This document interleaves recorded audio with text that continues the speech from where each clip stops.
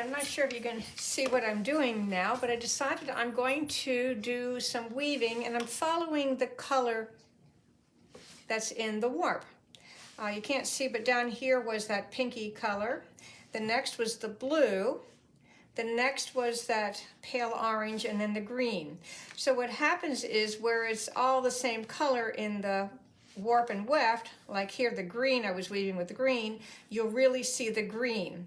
And when you see here, it'll come up really orange, and of course the teal, and we can't see the pink. I'm going to do that next.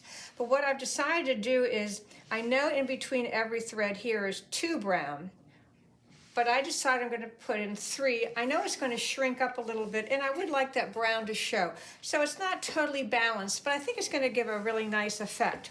Now I just finished weaving the green, and I cut it off right along the edge, because what I'm going to do is I'm going to overlap the brown here, and now I'm going to go 1, 2, 3, and you'll see why I am doing what I'm doing. I'll explain in a minute. All right, so we have 1, 2, and if I do 3, I end up on the other side.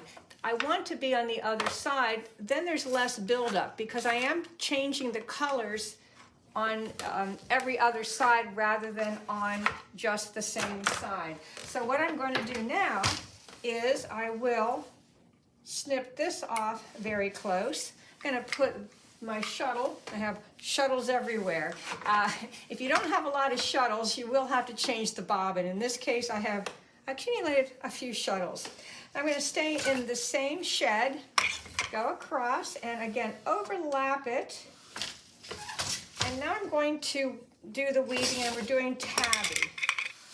1, 2, 3, 4, 5, 6, 7, 8, 9, 10, 11, 12. Now at 12 it's almost balanced, but I'm going to go 13 and 14.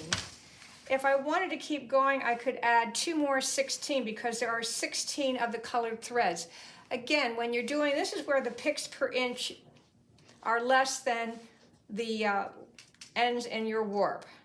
So your ends in the warp, the EPI there is different than here. Again, once it washes, it will shrink up a little bit. So I'm going to again cut this off, and as you can see, I'm on the other side to start the brown. Well, we've accumulated all sorts of things. See, when you have a loom, you end up cutting things off and putting them up on the top tray. So you just got to see some of the threads that are on my top tray. All right, so I'll start with that one in the same shed. Again, 1, 2, 3. 1, 2, and 3. And I'm going to, you can snip it off later, but right now I'm snipping it off there. And the next color that would be what we're going to be doing is this teal blue. Just like I did on the other one, I'm going to overlap it. This time I don't have anything to cut off, so sometimes that works too. So we're going to go back and forth, and I will end up going 14 times. Each time when I'm done with that one, I'll go to the orange and continue. So we have a nice little plaid effect if that's something you would like to work with. And also, again, going back on either side, the buildup isn't happening all on one side. That's something you might want to think about if you'd like to be doing a lot of color changes. This one is also a twill, but is basically, I am going to be going the first treadle, which is lifting 1 and 2, 2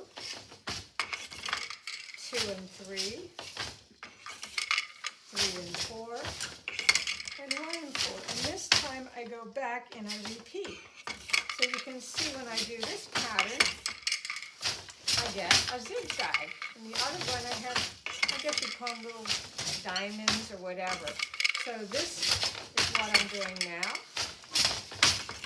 This is the 4th of the towels that I'm doing. And you can see how the color is coming out nice.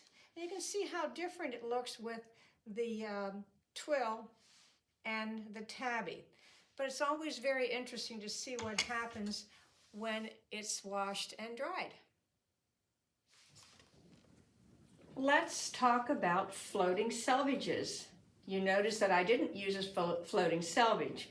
When you're doing tabby, there's no need for a floating selvage. Sometimes when you're doing certain twills, people like to use a floating selvage. I don't. I'll play around with the treadling to figure out what might work. Just finished doing the tabby part, and now I started doing what we would call a twill. And it's going to be kind of hard to see. I'm going to zero in as much as I can onto this part down here. I'm going to put a piece of paper under it. And it's a little chilly in my studio, so you can see my fuzzy, stretchy gloves. Now what's happening here, if you can see, I'm going to do my best to show you, is that the thread on the end, it's not every other thread. So I have one that's kind of not getting caught all the time. It's being caught every fourth thread on this side. Now on the other side, if we go over to the other selvage, let's take a look and see what's going on that selvage. On this side, it is actually also being caught though, but I believe it's every third thread or every other thread. So you don't notice it as much. If you are someone that you would like to use a floating selvage, that's one reason people use them. I think it also helps some people to keep their fabric at a certain width. You know, it's not shrinking in as much. And let's take a look at that also. Let's see how much taken I have on the width at the moment. Moving the shuttle out of the way. And if we recall, in the reed, it's 16 inches. Now, when I'm weaving with the tabby, it went down to about 15. And when you go to do a twill, it goes in, it's still about 15. It might have been just a little bit more than 15, maybe 15 and an eighth there, and now it's gone down to 15. What's happening is when you do a twill pattern, it does start to take up a little more yarn. In fact, you're using more yarn in your weft than you are when you were doing the tabby. So just remember that in your calculations and so on. The other thing that I want to remind everyone, as I take a piece of fuzz away, is that if you're going to do some weaving and you're new to weaving, try to do like I just did, the 30 inches at one time. If you walk away in the middle of something, maybe a scarf halfway through, and you come back again, sometimes your beat is off. It's just the way it is. I used to notice it all the time if I left and came back. But if I sit down on a regular and do a project at one sitting, it doesn't show that I've changed the day.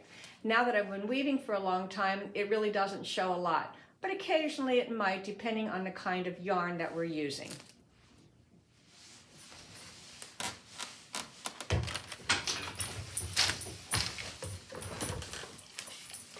Okay, I'm going to continue with the twill pattern that it's actually going back and forth. It's a point twill, because that's how I threaded it.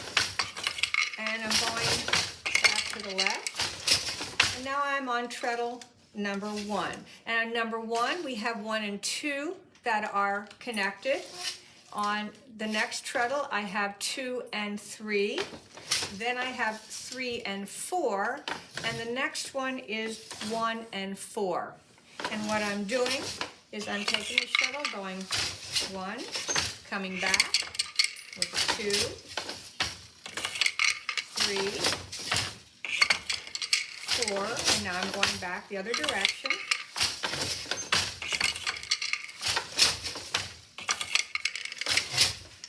And that's how I get those nice little diamonds in there. As I indicated before about the floating selvages or not catching every time, with this yarn it's very thin, so when it's washed and dried, having skipped 3 threads on the end, or three times shots back and forth, have a little gap. It's not going to show when it's machine washed and dried. And on this side, I often say that my selvages are organic, meaning as long as they're consistent, as long as whatever's happening on each selvage is even, everything's okay with me. There are a few times that I definitely use floating selvages, and those are, again, very few depending on the threading and the pattern. Normally it's when you have more shafts and you're doing more complicated weaves. There's also some other tricks that I do if things are not working. For example, if this thread I wanted to catch, I could take it off and move it to a different heddle. So if it's on an even one, maybe I'll move it to an odd one, the last one. Sometimes though, I just cut that edge thread and I throw it over the back of the loom. In this case though, I have 3 on each side. I don't want to do that. Anyway, there's a lot of different tricks you can do.